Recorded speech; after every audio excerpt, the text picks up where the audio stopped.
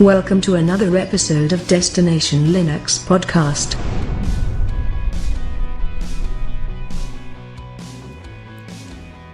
Welcome to episode 32 of Destination Linux. Today we're going to cover Solus is going snappy. A few other small minor details like, Latte Dock, having a new release, OBS Studio, which is absolutely awesome, and much more. So stick around. We have Ryan is back with us again. Ryan? I know, you keep inviting me back. How do you get kicked out of this place? And we have a third co-host today. Chris, how you doing? I'm doing good. How are you? I'm doing excellent, man. Who are you and where did you come from? Well, as I mentioned previously, I'm a balding fat guy and that likes Linux a lot. But by day, I am a Linux admin, and I work with Red Hat servers. So don't hold that against me. And I, by night, like to play with Raspberry Pis, and I run Antergos on my laptop. So yeah, bring a little different perspective, but you are surrounded by Arch users here, Rocco. Oh, no. yes. We've got you outnumbered. This is ridiculous. And we're both on Gnome, so, Where's Rob when you need him? So I'm very happy to be with you. I appreciate the opportunity. That is awesome. Okay, well, let me ask you, how did you get started in Linux? I got started in Linux because I was a poor college student, and I needed to put an operating system on a desktop that I was building. And I learned about Red Hat back when Red Hat was still putting a desktop out that wasn't Fedora. And so I put it on the computer, and my wife hated it and made me take it off. And but since then, it's been a love relationship for me. I've worked in Windows environments and I've supported Windows environments, but it all came back around to Linux, and supporting it is just that much easier. I'm able to be a lot more lazy of a sysadmin when I'm doing it with Linux. I mean, maybe some of the listeners have an idea of what it takes to patch a Linux system compared to patching a Windows system. So hours for one and minutes for the other. So, well, the bigger question is, are you a distro hopper? I am a distro hopper. I am a flagrant distro hopper. Good. My poor laptop has been through so many different. She's just used and abused. But I keep a home partition intact so that I can usually come back to Antergos. But I've even dabbled in that KDE stuff. So. Oh no. So what's the top three? You're a distro hopper. Your top three right now. Top three distros would be Antergos, Ubuntu Gnome, and Solus. Nice. Speaking of Solus, look at it's that. Like we almost meant to do that. It was in the plan. So Solus, or I should say Ike, came out and did a kind of a reversal and said that he was going to now support snaps after talking with Martin Wimpress and a few others in the community. They've decided to support both. So what do you guys think? Well, I think that Wimpy just, took his arm and wrestled it behind his back and said, look, you're going to do what we want you to do, whether you like it or not. But no, I don't think that. Truth be told is I think that I think he took good advice from Wimpy, which allows Solus to remain independent, but at the same time support a much larger catalog of software. And I think it's a really smart choice. It makes me take a second look at Solus because it's a beautiful distro to look at. So it's just a matter of having the limited amount of software available, and in doing this, it gives me another reason to hop back over to it. Ryan, what do you think? I think for us newbies here, it's important to kind of define what snaps and flatpaks are. And, the interesting thing about snaps when I was doing some research on it is obviously everything is inside of a snap. All the dependencies, everything you're going to need to run that software is going to be there. Whereas a Flatpak, they were saying in certain cases there may be some dependencies and things that are not included.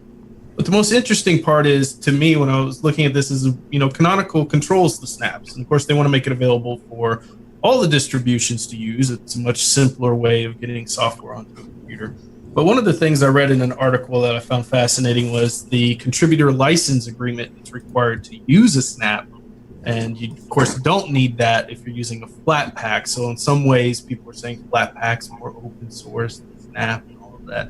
But either way, from the standpoint of this distribution, having more choices for Solus is going to be a good thing. You're going to have more software. If you don't want to use them, you don't have to, but they'll be there for you to download and install. So having both, what's the downside there? You just don't use one if you don't like the philosophy of one or the other, right? Well, that is one thing that has kept me from using Solus. Solus is one of those operating systems that when you're running it. It just has a great feel to it. It runs fast. It runs smooth. It has that solid feel to it. Everything is cohesive across the board.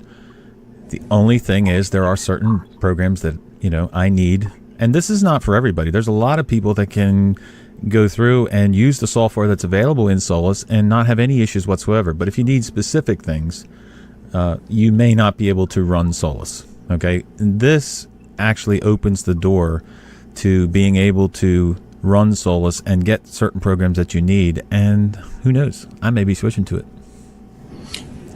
Really? Did we just get a big announcement next week? I'm just saying. Now, this is not like, I don't believe this is like implemented like today, tomorrow. Right. This is just what they're planning on doing. And I've seen quite a few Google Plus headlines come across from Mikey saying that, this is now implemented, so we can start this. So they're working towards the final product where snaps will be fully functional.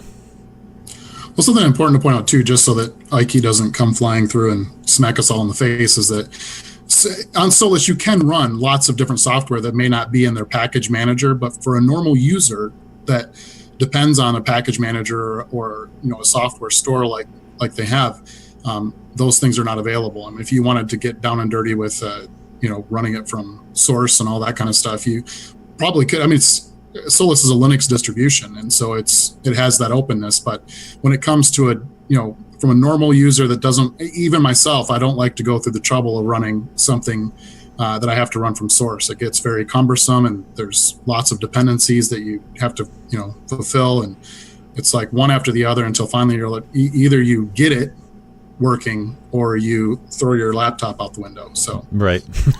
Which is why I'm running Ubuntu Gnome right now, which someday I'm going to be switching from this thing when I get the time to move over to Antergos, right? Maybe. I actually I ran, as I would call it, Antergos. I ran that for a few months back early in the year. I ran both Gnome and KDE, and it was the best Arch out there. Okay. Oh, no doubt. So I really enjoyed it. I think for a gamer's perspective too, if you are a gamer and you want to run Arch, Antergos is the way to go. It makes setting up Steam so much easier. I found on Arch, especially with the runtime, there was some problems there, and Antergos right in the beginning asks you, do you want to set all this stuff up? So yeah, it's a gaming beast. It's beautiful. We'll get you converted over. You just well, one of the things, if you're going to convert Rocco to anything, if you're a distribution developer out there and you want to get Rocco, you better have themes, you better have wallpapers together, because if you don't, he is not interested in what you're offering. And that leads us to the next story. Rocco, this is your specialty. Go ahead. Look, man, the people don't understand how much heat I took for putting in the Bing wallpaper changer last week. As you should. As you should. Between Google and Bing, you just keep getting ripped. I'm telling you. So last week we covered the Bing wallpaper changer, and this week I figured I'd redeem myself and put in another one that Joey over at OMG Ubuntu talked about, which is the random wallpaper Gnome extension. And what this does is it allows you to get wallpapers from Desktopper, Wallhaven, and Unsplash, each with their own specific settings that you can grab. Desktopper has the least amount of settings that you can set for like what images you can get, but I believe that Desktopper has the better images. Going through this, I tried all three, and Desktopper pulls in the images faster as well. I'm not exactly sure. There's like a second or two delay between pulling in the images from Wallhaven and Unsplash. But either way, it's a extension that sits in your system tray. All you got to do is click on it, hit next wallpaper. It'll pull in the next wallpaper random from Desktopper or any of the other ones. It keeps a history of how much you would like to keep. It's set to 10, I believe, by default. And you can also set it up to do auto pulling in. So it'll pull in images at a random time that you specify. So what's wrong with this, guys? Why don't you like wallpapers? Why are you wallpaper haters? Now I have a user tip for our community. Another way to get wallpaper is to go to your favorite search engine, find the image you like, right-click, and set as desktop. Is that the Google search engine? And then you go, and then you crawl back into your cave. And forget about the regular. That's what we used to do in 1999. Now we go get our wallpaper by clicking it. Yeah, I think I think with Desktopper too is the not safe for work stuff. For people like myself that run a desktop Linux at work, and I like wallpapers. To have something random come across that may not be pleasing to the boss's eye. I think that's a pretty important one. That is a good feature. That checkbox as well. And that was kind of underestimated, I think, when they first came out with some of these where you could pull in a random wallpaper until, a couple people got something on their screen that either it was not appropriate from clothing standpoint, or if it was something that was just inappropriate, like, FU on the screen. It's like, I didn't know that was there. So that's an important one, I think, for Desktopper. I haven't used Wallhaven before, and I think I tried out Unsplash to be able to fetch wallpapers, and they were pretty decent. So I have my own little. Now I'm kind of in between the two of you. I have my own little geeky setup where I've downloaded wallpapers that are like, my favorite sayings or whatever, and then I put them into Variety and have them just randomly come across my screen. So, I mean, it's kind of a mix of both. Well, I don't think this replaces Variety, because I run Variety as well, and it's a much full-featured program, but it is a program that's running rather than an extension that's just sitting there. So it depends on what you're looking for. So I don't think it's going to replace Variety for me. So I think that points out its limitation too, is that you're going to need to be running Gnome to be able to use this extension, which and if you're in Gnome, extensions are awesome. So it's great to be able to just plop it in there and just use it that way. Not everybody runs Gnome? I thought Canonical just switched to Gnome for that very reason. And they're switching millions with them. Yep. So Ubuntu 17.10, Rocco. Yes. Wants to ship Sushi by default. I don't really care for Sushi. I love it. I absolutely love it. I love Sushi the food, and I love Sushi the program. Same. Yeah. What's neat about Sushi, if you're not familiar with what it is it basically allows you to go through your files. If you have videos or whatnot, you can hit your space bar once you install it, and it's going to give you a preview, a super fast preview of that. So for me, as somebody who creates a lot of video content, when I'm going through videos and I don't have the best habits at naming all of my videos exactly what I was doing at that time, because half the time my audio is off and I'm just trying to re-record so I can get it right. Being able to click on the video, hit the space bar, see what it is for a couple seconds, be like, oh, that's a blooper, that's a blooper, that's a blooper. Finally, the video I need is really cool, and it is fast. It is super, super fast. And I would imagine if you have a slower system and that maybe not has a lot of RAM or something along those lines, this is even something more useful, because for me to open the full video program is less than a neosecond anyways. But if you have a slower computer like my laptop, for instance, that's where it really starts to shine, because opening that full program can take a few seconds, and this cuts that in half. Mine is from the standpoint of being able to open up a script, and a lot of times I'm like you, as I just don't name them properly, or or I just don't know what it is. And instead of having to whip the thing open, I have, if I can just preview it really quick and say, okay, yeah, that's not the script I'm looking for. So, but I think Rocco has a little bit of a beef with this. Well, look. He's a sashimi fan. I don't know about you, but I always name my files perfectly. So I don't have this problem. But whoa, Mr. Wallpaper. My files are so messy, it's not even funny. Anyway, the problem that I have with it is, and it's not a big problem, but I have my file manager opening with one click. And the feature of this program is that you hover over it or highlight what you're looking for and you hit the space bar and it pops up the preview, which is fast and easy. But with one click, if you hover over it, it doesn't highlight it, and if you click on it, it opens it. So I have to right-click on it and then click off of it so that it actually highlights it and then hit the space bar. So it really doesn't have a great effect for me. I remember seeing that one-click option when I was going through settings, and I was like, who would use that? And I found them. Somebody from this century would use that. Somebody, maybe an old Windows user wouldn't use a double. You double click? Whoa. Really? You bring my history into this? We're getting personal now? I'm sorry. Too funny. No, but that is a really interesting point. If you do use the one click, then it's going to be way more effort than it's worth.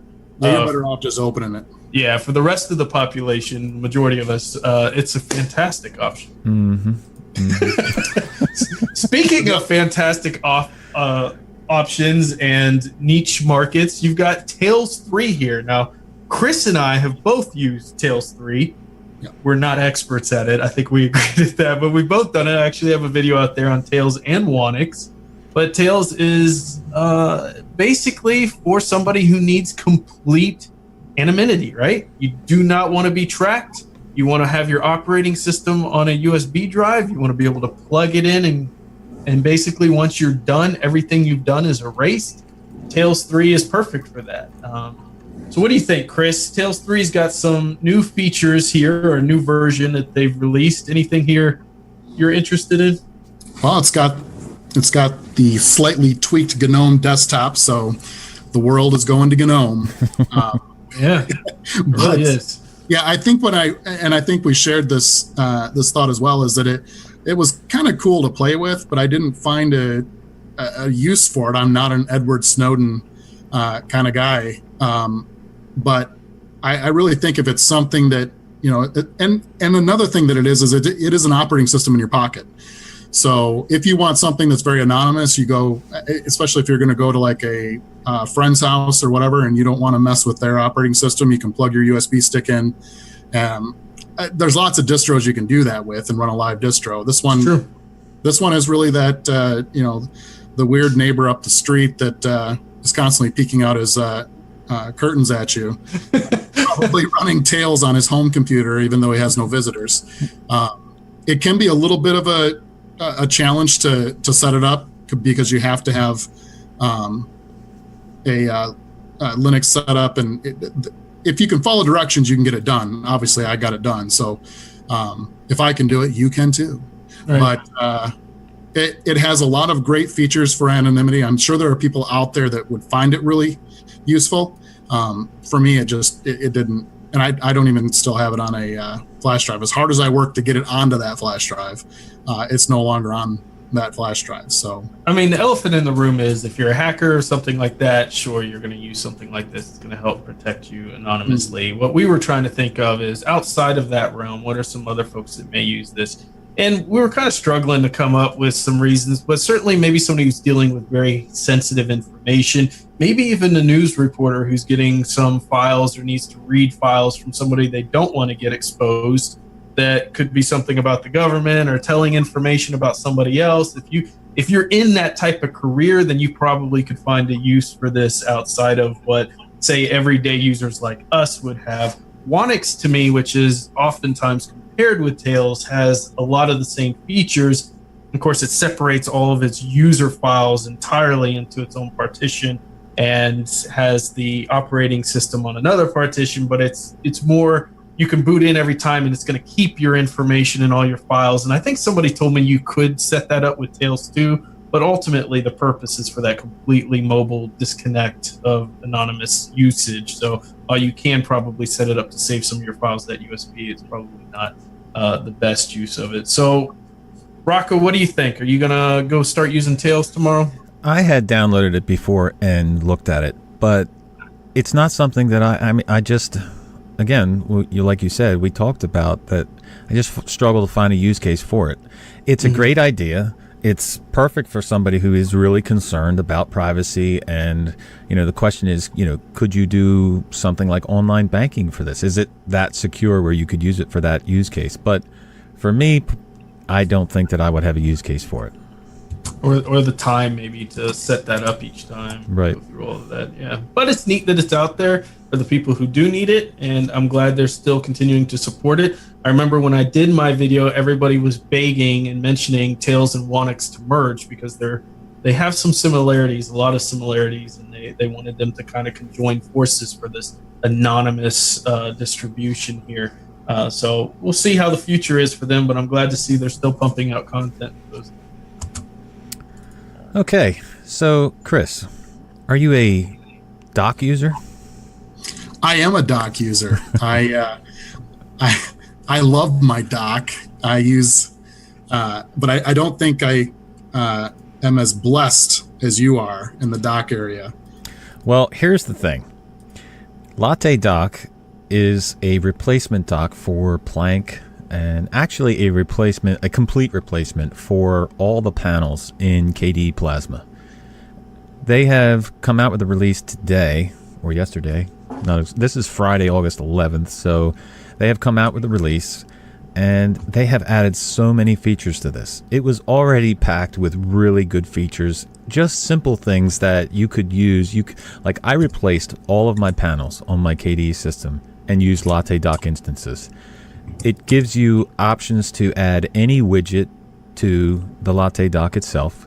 So in that sense, it's way more feature rich than something like Plank. It has little things in it, like, for example, you can justify the text or justify the items that you want directly in the center of the screen, which is entirely if you've ever used KDE and you've tried to put something in the direct center of the panel, you know how hard it can be. And because it continually moves, but with the justify option, that allows you to do that.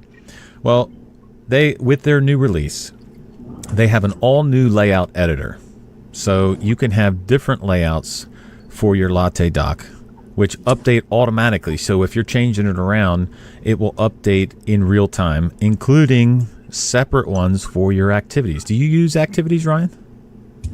No. Chris? I do not. I have never found a use case for activities myself, but there are certain people that do use them, and if you do use activities, it will have separate layouts for each activity. It also comes with something that is following the KDE Plasma motto, which is simple by default, powerful when needed. We talked about that before, Ryan. Yeah, absolutely. So they have a basic and an advanced mode. So you can have the basic features of it, but then you can check that button and get all of the full features for advanced users that, somebody with less experience might not want to open up, because you could open yourself up to kind of messing things up. Right. I could tell that you love this, Rocco, just by, I wish people could see how many points Rocco has in the news article we use on Latte. I won't show him how he's many literally points. taken up a page and a half of our document just to tell you the features And of this. very well formatted. Very well. Look. He spent his time with this. You could tell how much this means to him. And honestly, when I was looking through the feature list, I'm very glad that you put them in there, even though I was joking, because I didn't realize how many cool features there can be with Docks, because I've always just accepted what's kind of come with the distribution, right? Whatever came with the desktop. So I've not really gone out there to look for all of these different features. I drag the program to it, and if it sticks there, great. If I want to remove it from the dock, great. And that's all I've looked at. But now I realize I've been missing out on the customization opportunity. Well, I just showed everybody all of the links that I put in there, just so you know. But, you can go down the list of new visibility modes so that you can go have windows go below the dock, so the dock will always stay on top. This is something exciting. This is something that KDE brings to the table that other distributions don't bring. All of these exciting new things that you can switch around and make it your own. That's what's awesome about KDE. Yeah, absolutely. So customization in here is just, it's well, you'll see when if you showed it, it's nonstop. It's pretty much, you can make it what you want, and whatever you're doing on your desktop, you're going to be able to make that dock kind of integrate into your overall workflow. And that's what we were talking about last week. And it's been the focus of even the video I released with Entergos, talking about the user experience. And that, you know, in the field that I work in, we always talk about the user experience first, then make the technology support that user experience. And some of these distributions that I go into, my personal feeling is they focus on the technology, no user experience. Just the very fact that you said they have a simple mode and an advanced mode tells me that they're focused on the user experience, because as somebody like me who may be newer to Linux goes in there and sees something super advanced at first, I might just shut it down and be like, I don't want to mess with this. But if it starts out simple, I learn it, and then I can go into advanced as I learn more. Now my user experience is improved, and I think that KDE does that probably better than anybody, honestly. Yep. Well, this also acts as a task manager, just like a Plank dock would. So it supports all of the icons and everything. It has a Thunderbird plugin that allows you to show how many emails you have. It just has so many features to it, which makes it absolutely awesome.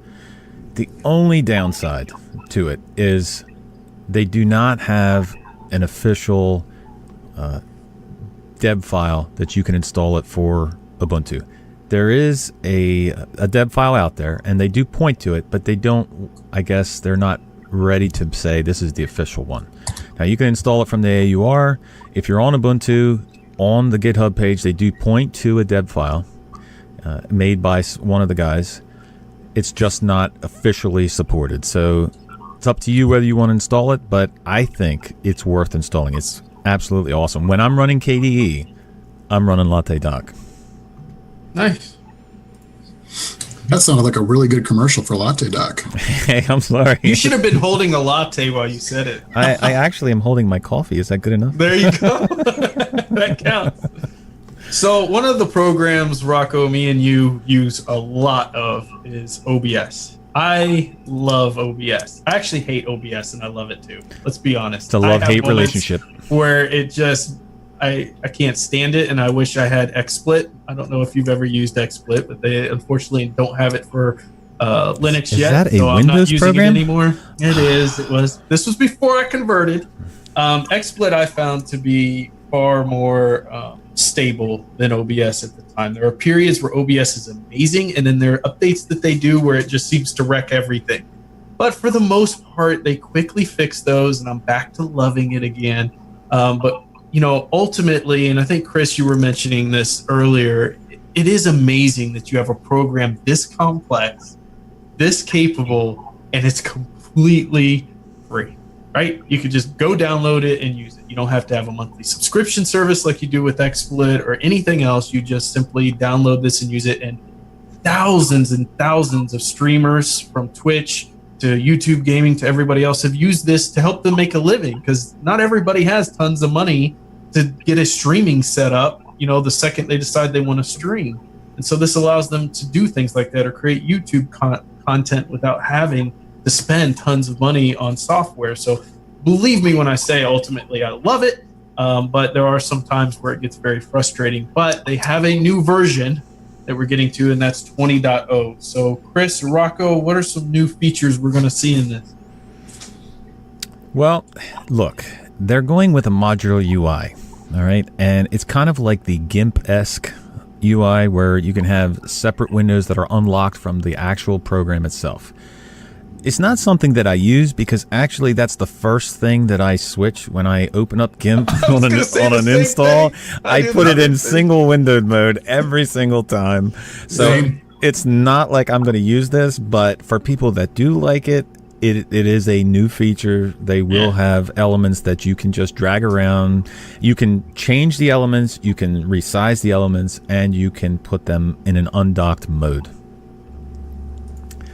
So they also have a new theme, and that's not very, big news, but it seems like it's an okay theme. But the bigger news of it is they have documented the theme so that you can create your own now. So they have it, all of it's commented in the actual file so that you can go in if you want to and create your own themes, which is absolutely awesome. Right. So Elgato has a streaming software that comes with their capture device that also allows you to have pre-developed themes and things, which is helpful for streamers and such, or those want overlays. XSplit has that, so it's cool now to see OBS adding some more features in there with their themes. Some of the other things that they're doing here, which I thought were amazing, is the ability to reset all of your settings back to normal. Now, this isn't much of an issue for me now, but when I first started doing YouTube videos, I messed up OBS so bad, I'd have to uninstall it and just reinstall the thing because I didn't know what I did wrong. I would follow different posts or suggestions or forums and change some things, and I couldn't get them back to default because there was no reset default button. But they've fixed that. So now all the new people will have the advantages that I didn't have. How fair is that? Such a simple thing, and yet such an awesome thing. Yeah, absolutely. All right, so they have preview zooming, and this more or less goes back to the how the scaling works when you're actually looking at OBS, and sometimes what you're seeing in the preview screen is not exactly the scaling that it's going to be, or easy to see. So they have preview zooming now so that you can put it to the exact scaling. They have audio clipping, which is actually pretty darn good feature, man. So it will let you know with red color now if your audio is clipping. And you don't have to wait for the end of the broadcast and put it in Audacity and see if it's clipping or fix it afterwards. You can see if it's clipping. After you've made the perfect video, yes. you've done one recording, everything you wanted to say was perfect, and then you get in there into that video. If you've ever created content, you know this experience, and the audio's off. It's clipping, doesn't even sounds like a robot, all kinds of issues. So it's very cool to see them working on ways to fix that, because what a frustration. You also have stinger transitions, which is another new feature. I guess this is kind of helping them with your transitions. I don't do a lot with transitions, but I know if you're doing a lot of live streaming, transitions can be a really unique thing to use. And I think, Rocco, you may use them more than me, but apparently it's going to allow it to have kind of a small video clip transition as you're going through to screens. Well, you can take, say, an explosion, and normally in transitions you can do like minor ones like a Luma wipe. I mean, I guess you can make your own, but this allows you to easily put in from one transition to another a small video, like a sign flying by, or an explosion where everything explodes and then it just automatically switches to the next thing. So it's absolutely awesome. Can you do that on this video? Just do an explosion after every comment I make? Well, he's going to add it in after the fact right now. You're going to see an explosion. Well, there's it depends on how you want to do it. Like, you can do it in OBS or you can do it in Kdenlive afterwards. So yeah, absolutely. And there's also FTL support, which is not something that, we may get into if we stream Rocket League again. Now you're talking. But it's not, I don't do the streaming thing too much. But it is there. It does have a new supported FTL protocol. So it allows for, I guess it's more to make the latency go away to where you can kind of look like you're in the same room with somebody and you'll see what you're seeing. So there's no this is actually a really delay. Important feature. We don't really use it a lot, but Beam came out, which is Microsoft's version of Twitch, where they bought Beam. And what Beam allowed was this: they basically removed this latency from their side, which Twitch has always had a latency. But Beam removed that latency, so now you're interacting with the individual real time, which kind of makes a really different experience, because when they're reading your chat, they're literally reading it at that very moment, and people are able to interact with the host a lot more. So you notice in things like Beam, and they're adding it in Twitch too, they have these features where you can pay for sounds or explosions or things to go off to try to interact with the host or whatever. So allowing this, I'm assuming they're going to be utilizing these type of services to have that more real-time feel. and probably integrate into services like Twitch as they're trying to compete with each other, and they're both launching new features to try to, take the crown of your streaming services. So I think ultimately it's very good, and it's future-proofing OBS for kind of how the services, streaming services, are going. Go ahead, Chris. I was just going to say, since you guys got to dominate that, because I'm not I don't use OBS as much as you two, I will take the next subject, which is Firefox 55.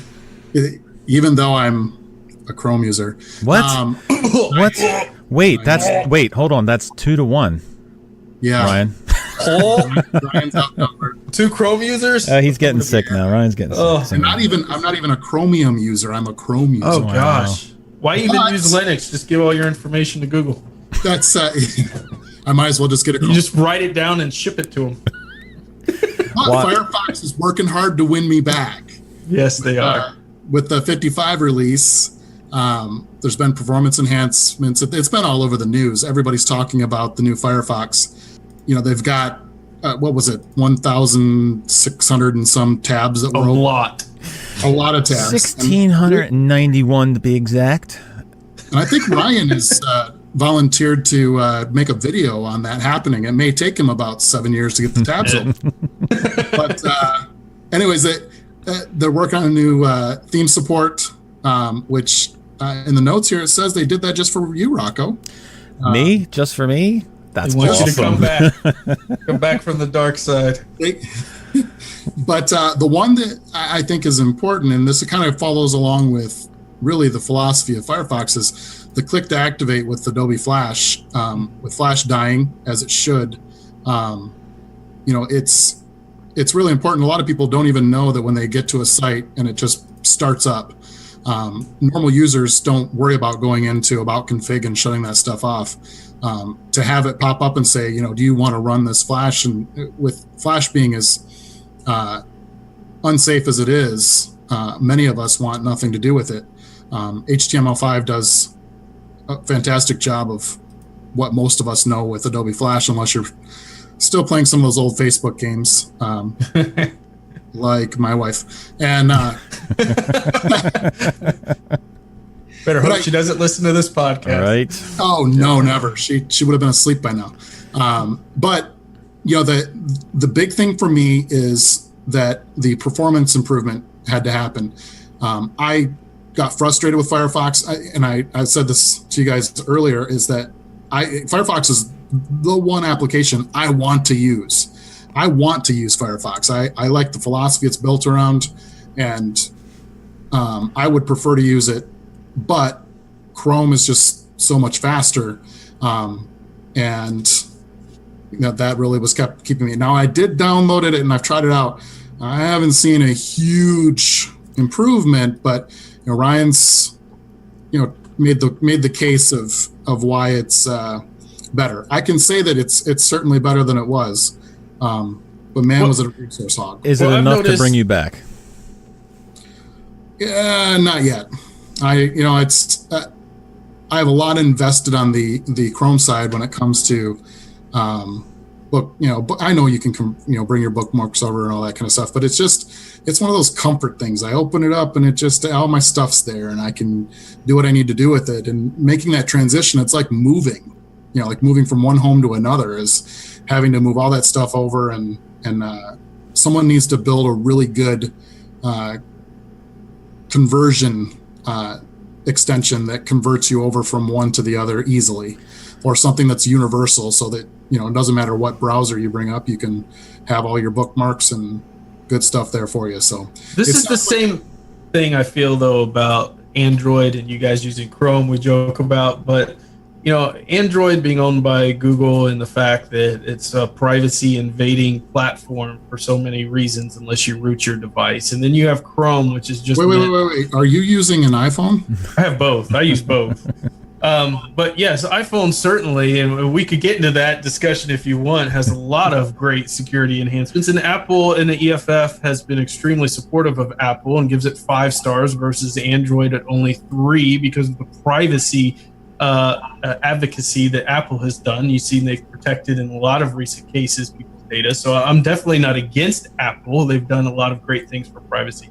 But when you look at Linux and using Linux and a lot of the complaints about Windows being basically a metadata advertising now within your start menu and all of that stuff, and then you use something like Chrome, I wonder why not use Chromium? Because now you're kind of, and it's kind of like what I want for Android. I want a pure Android device, not a Google Android device.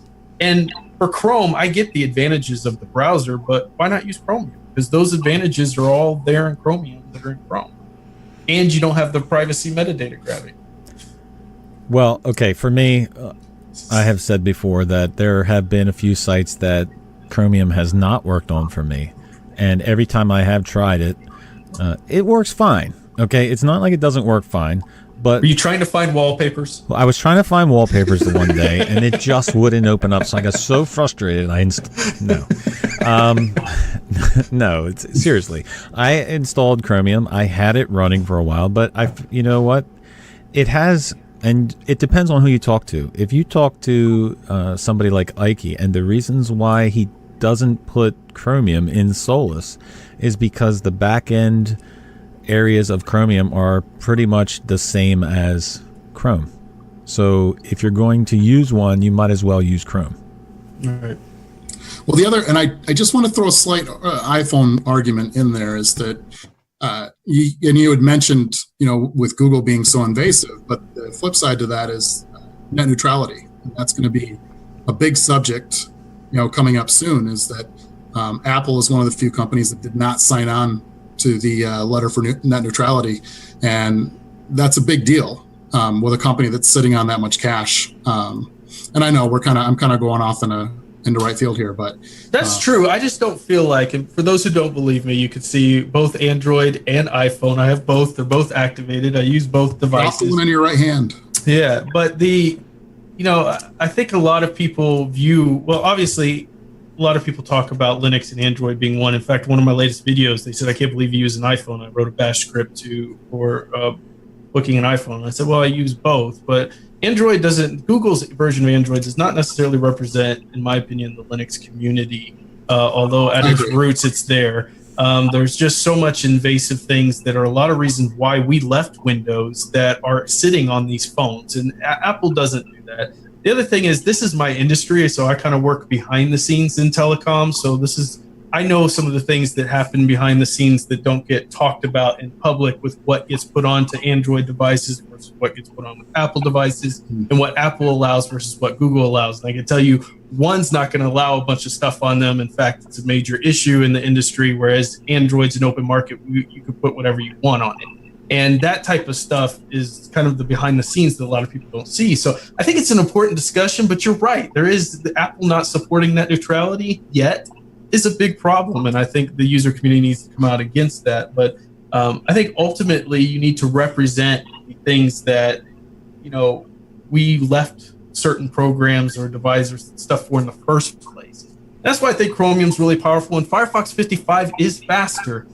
And there are reasons why people were looking at Firefox, because it was more resource heavy, more CPU usage, more memory usage. And I can tell you, I have them up right now. Chromium is using the exact same amount of CPU and memory as 2% of my CPU as Firefox is. And when I was running test videos side by side, they use the exact same CPU and memory. So there's some improvements there that are being made. And I hope Firefox continues to move, because I think I hear from both of you that if they could make some of those improvements, you'd switch back.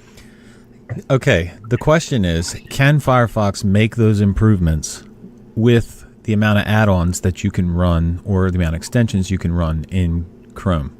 So the biggest thing with Firefox is if you install it vanilla, it runs fast. It runs great. But as soon as you start adding the add-ons to it, that's when it starts slowing it down. And that doesn't happen in Chrome. The slowness is not there, and you can have pretty much as many extensions as you want. And that's the difference for me. Good point. Mic drop. Mic drop. Did you just mic drop me, Rocco? Just saying. We need to get you a fake mic so you can do that every once. Ryan, do you remember the password advice I gave you? Yes, it was so good. I've implemented it immediately. Okay, so forget everything I said. Oh my god. Because Ryan had to take all of his passwords, put them on little sticky notes, and put them all about. Yeah, that was the advice you gave me. Use sticky notes. Oh my gosh. So there's an article out on the BBC that talks about the author, Bill Burr, who had advised users to change their password every 90 days and, mix it up with numbers and symbols and create ridiculously long passwords with multiple numbers, capital letters, and everything. Except for that's changed now because he doesn't feel that that's worth it. So now he suggests that you use a phrase. Okay, so long story short, people were not changing their passwords. He said change it every 90 days. So they would, instead of changing it to from, say, the article states monkey 1, they wouldn't change it to, say, some other name. They would change it to monkey 2 so that it would be easy for them to remember. Okay, which is what any normal person would probably do. Why did you use my actual passwords in this example is what I want to know. Is that what you use? That's monkey really 1? Now you could get into my bank. And like I said, he said that now he believes that it's better to use a phrase. So, for example, the article talks about pig coffee wandered black. Is that your password, Ryan? That's my other password. That's your other password. So Yeah. a phrase is not as easy to guess as something such as the word broken when you use a 0 and a 3 in it, replacing the letters. So what do you think? I mean, I think if people would just focus on actually having different passwords for different sites, we would probably be at a huge advantage. I don't disagree with his suggestion here, but at the end of the day, there are still people who use the same password for every single website they go to. And there are still people who are using their kid's name plus the year they were born as their password. Are they Firefox users? No, definitely not. They're Chrome users. If you're a Chrome user, in fact, you could just ask Google what your password is while you're browsing, and they know it all. So, here we go. Well, I think one thing that's important, and I've pointed this out to a couple of my friends and family members that are not as technical. I tell them to go over to howsecureismypassword.net and have them type in their password. Now, obviously, you don't usually want to type in your password into any kind of form, but I've done this just to see, what my typical password, whether it can be hacked or not. And what's cool is they will tell you how long it will take for a password to be hacked. And like I just put mine in, and it said it would take a computer about 18 years to crack your password. Monkey 1, 18 years? Wow. Monkey 1, let's check that one out. Yeah, how long does monkey 1 take? Monkey 1 is instantly. It says instantly.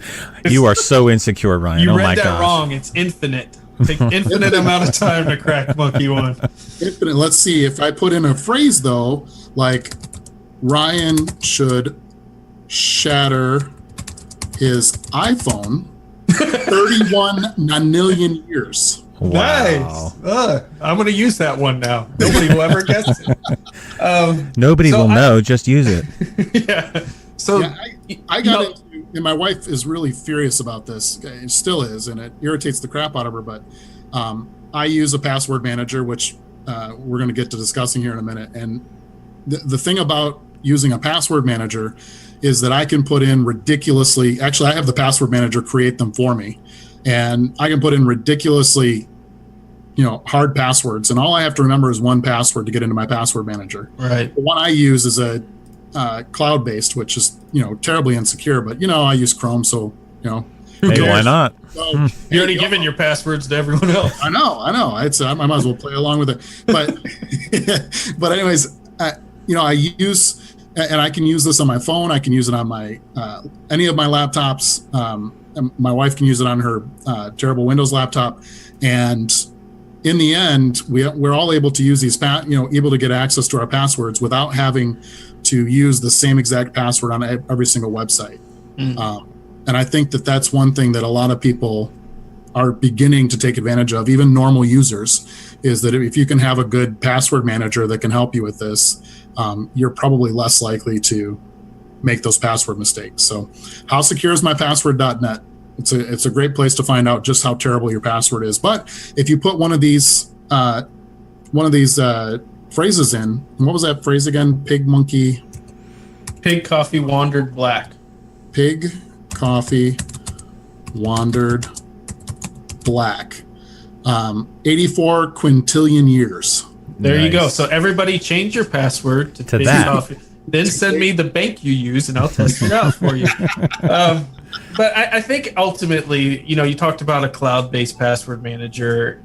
Ultimately, security, nothing is fully secure. So a lot of people use KeePass and that type of stuff. And yes, you could set up KeePass so that it's on, say, a NAS that you can access from outside your home and those type of things so that you can have that cloud, basically setting up your own cloud-based server and those.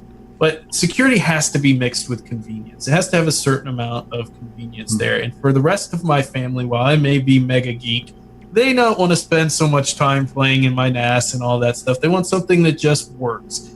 And so I think, some of these options out here, Dashlane, LastPass, Encryptor, you mentioned, these are great services that allow you to set very complex passwords, but you can access them from any of your devices. And you're going to be more secure just based on that, as long as you're not using Monkey1 as your password to unlock all your other passwords.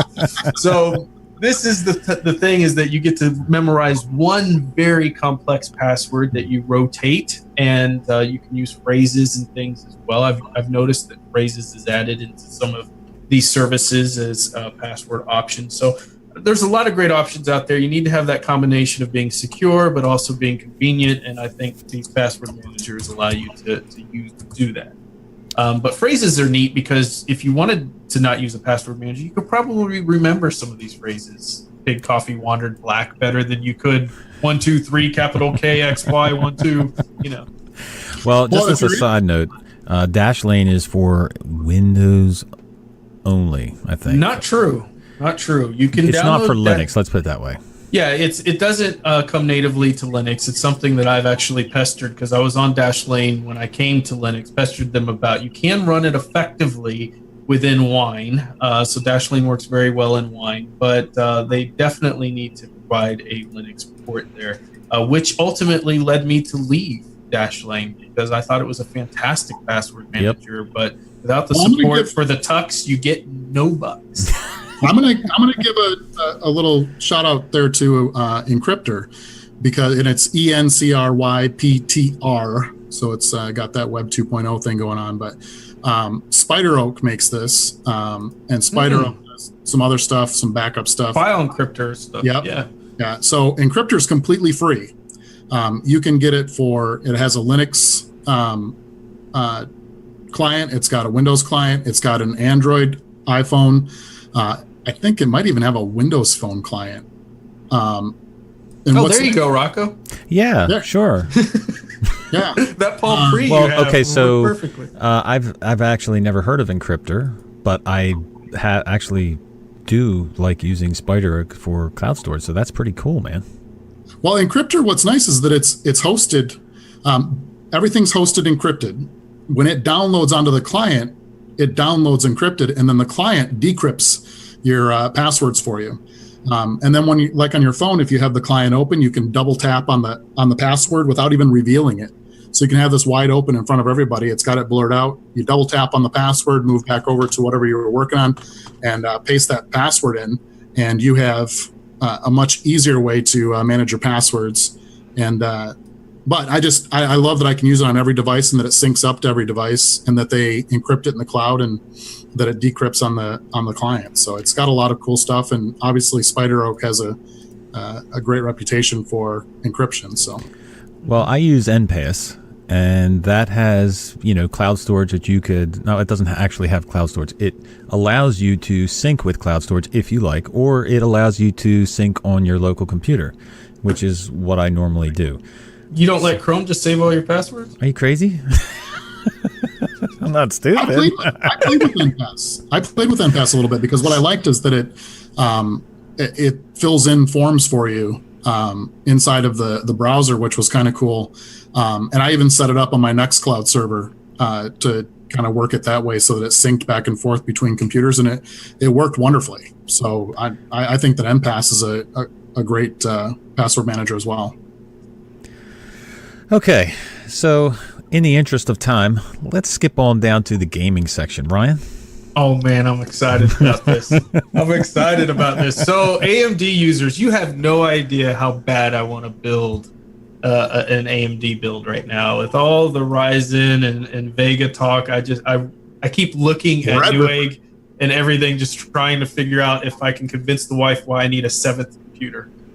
So in any case, what's going on here is there's an article talking about the fact that for a long time, AMD users, if you were playing a game within Linux and you played it in Windows, you're going to have a much different experience. You're going to have a better experience in Windows benchmark-wise than you were going to have in Linux with AMD users. Now, NVIDIA users like myself, when I ported over to Linux, I saw no difference. In fact, in many cases, I thought Linux ran it better, or definitely as good as it was running in Linux. We're talking native games here. Not something you're running through Wine. So I didn't have that experience at all, which is why on my channel during 30 Days of Linux, I'm like, gaming on Linux rules. It's amazing. It's awesome.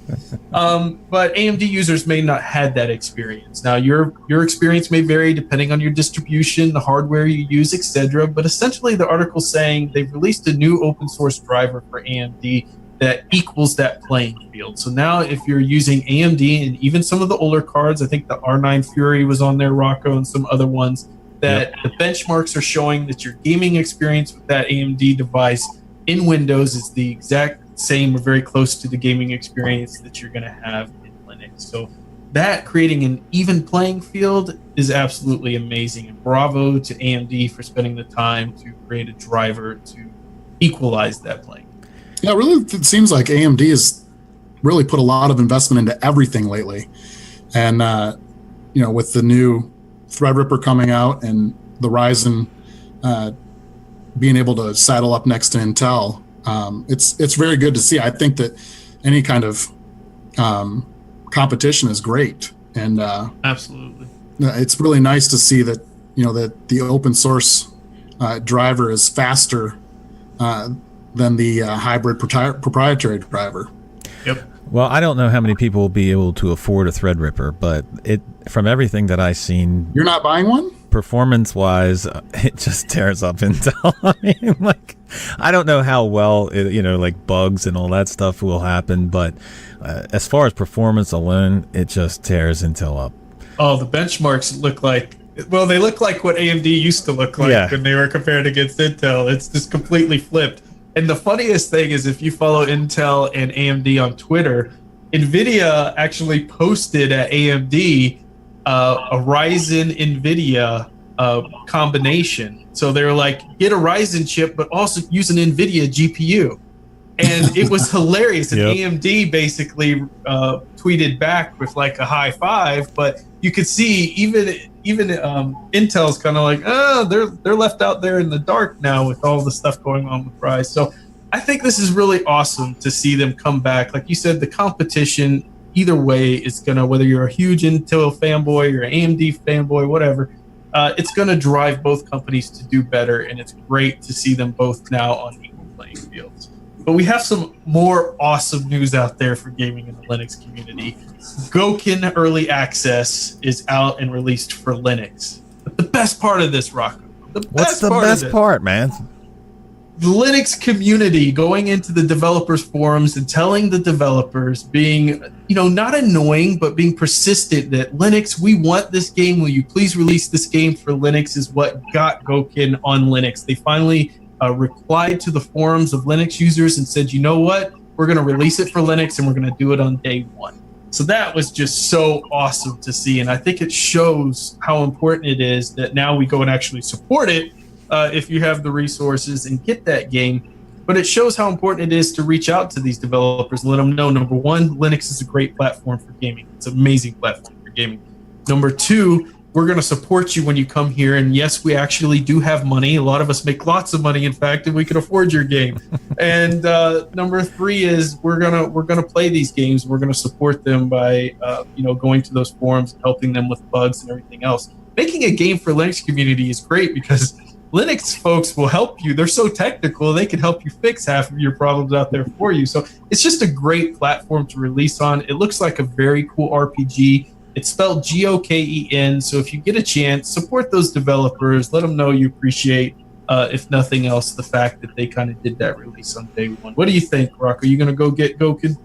Well, it's probably not a game that I would play, just because it's not Chrome. Okay, so I won't. No, I'm not. That's not my style of game. I'm more of a first-person shooter or a maybe Rocket League. But it is awesome to see the community get together and actually go to the developers and say, "Hey, we want this." And like you said, the biggest thing is about the money. The game developers, if they see that people will buy the games, they may end up making the games, and the only way they're going to see us buy the games is if people tell them we're going to buy the games, and it's just a snowball effect. So we're only a small percentage of gamers, we're a small percentage of users, but we will spend the money for games, just like you said. The snowball effect. I don't know if you noticed on Twitter today, but Farrell put out that they're basically asking Linux users, what games do you want ported over to Linux? And they're basically holding an open survey with a hashtag on Twitter to get to find out what games they want ported over. So I like from what I saw from the Goken game, it's kind of up my alley, and I'm not a big gamer, but I like RPGs, and in this case, it even has kind of a little retro feel to it. Yeah. So I'm kind of looking forward to it. I'm definitely going to get it. It's an action-filled RPG where you're in the search for lost 5 swords and maybe saving the world too. I mean, what's not to love there? You could be a hero. Ryan, I'm going to race you on the 5 swords. That's a deal, man. And then, Rocco, I know you're going to love this. Sudden Strike 4 releases today. Well, not today for the people listening to the podcast, but today. So by the time you listen to this podcast, this game will be out, and man, does it look cool. If you want to command armies, you want to be a bad general that goes in there and sends in a bunch of tanks and troops, and you've got military deployment experience, you love chess, this is your game, right? What do you think, Rocco? And it runs on Linux.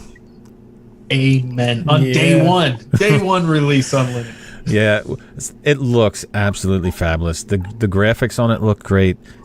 Again, it's not my style of game, but people that love this style of game, and I talk to them all the time, this is something that they're going to love, man.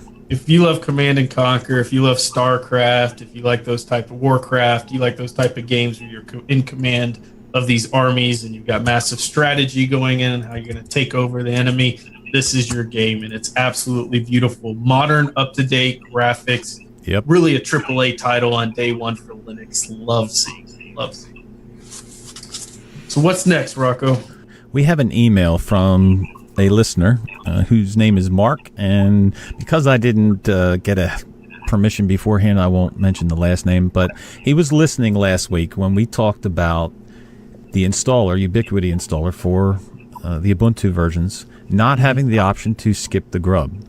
And he sent an email in and he says, I'm currently listening to this week's episode of Destination Linux, and I have a suggestion about GRUB that may be useful. If you want Ubiquity to not install GRUB, running Ubiquity with the B flag will be of use to you. So in my experience, it hasn't stopped Ubuntu from automatically mounting the partition when I log into the Ubuntu partition, but it does prevent Ubuntu from overwriting the existing GRUB. So that may be an answer to your question last week. Mark, you are awesome for following up with that. It's an issue that I've run into a lot, and as a distro hopper, it's an issue I think a lot of people run into, and I never knew you could do that. So I will definitely try that the next time I'm using that installer. So that's beautiful. Thank you very much for that. Well, I want to mention the Telegram group again. We actually picked up quite a few new members, including Ryan. I was just excited to join. Ryan's a brand new user. Ryan's a brand new member to the Telegram group. Great bunch of people in there talking every day. It's actually picked up so much in the last couple days. It's really active. I was shocked how active it is. People were talking all throughout the day about a ton of different subjects and really interesting topics. So, and a lot of geniuses' brains in there that you can learn from. So, really cool place to join. I'm happy I joined a little late. Wanted to make sure nobody was talking about me. Right. Now I could go back through all the history. Like, where's that guy that don't like Destiny? And I also want to thank the Patreon supporters who have helped us out. So that is much appreciated. Definitely. But I got a question for you. What's that? Do you like Destination Linux enough to wear it? I would swag myself out from head to toe in Destination Linux gear. I would probably get my ears pierced just to have a Destination Linux earring if I could. Well, Wow. Guess what? What? We are now offering Destination Linux nose rings? No, I'm sorry. Nose rings are out, dude. Apparel, gear, stuff, stuff you'd buy. Swag. So I had done one before, a Teespring design. And what I found when I first did it was Teespring, they put base prices on everything, and then they allow you to make a profit from that.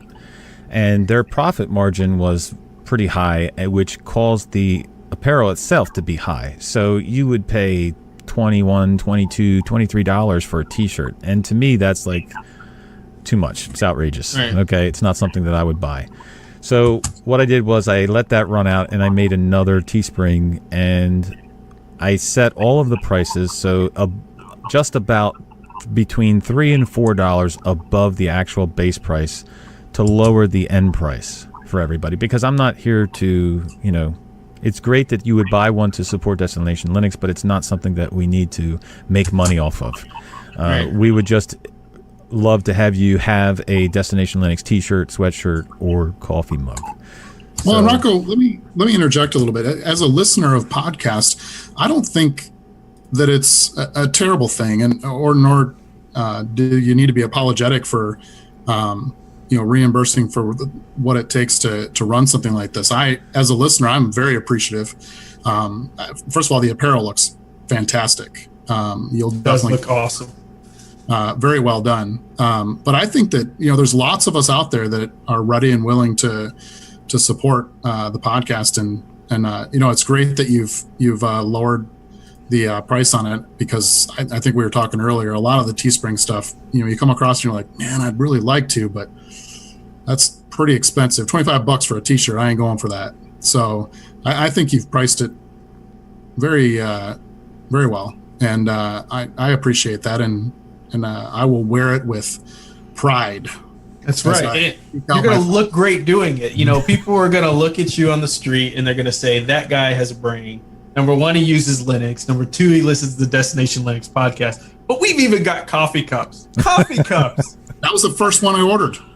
If Nice. you walk into my office and I'm hiring and you have a Destination Linux coffee cup, You're in. probably, yeah, it's done. I'm not even going to ask you the questions anymore, because I know you're smart, intelligent, and you have good taste. But the design is absolutely great. It's I think it's classy.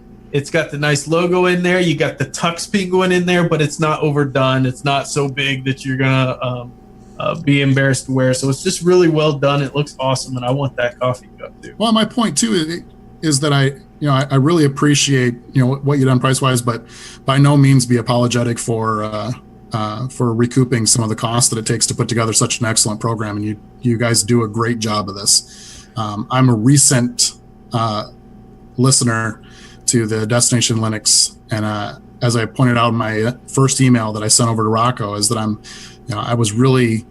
really appreciated how the focus on the desktop that this podcast brings, and I think you guys do a great service. So I hope everybody reaches out and gets themselves some pretty sweet looking swag at the same time supporting the podcast.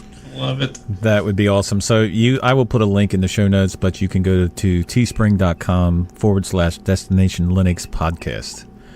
And if you want to visit our website, it is destinationlinux.org. Telegram group is destinationlinux.org/telegram. Chris, it's been a great time having you here. Yes. It was a great time meeting you. I appreciate you joining us. What people won't see is that before Chris, when we were doing just a little pre-show review, Chris had us laughing like hysterically. Chris, it's been awesome having you on the show. It was great to watch you spit your drink out. Yeah, I almost spit my drink. I'm glad that wasn't on the podcast. Maybe they'll see that in an outtake. Who knows? Oh, man, Rocco. I hope so. All right, so a big thank you to you, Ryan, and to each and every one of you who support the podcast. We thank you for watching Destination Linux. Have a great weekend. Remember, the journey itself is just as important as the destination. Thanks, everyone. See ya. Thank you. Thank you for listening to another episode of Destination Linux podcast.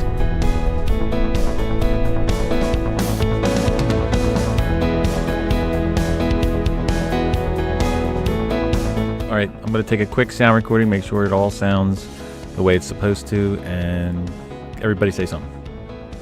Long story short, having both Flatpak and Snaps, two independently diverging standards, has the following effect, Rocco. You sound ridiculous.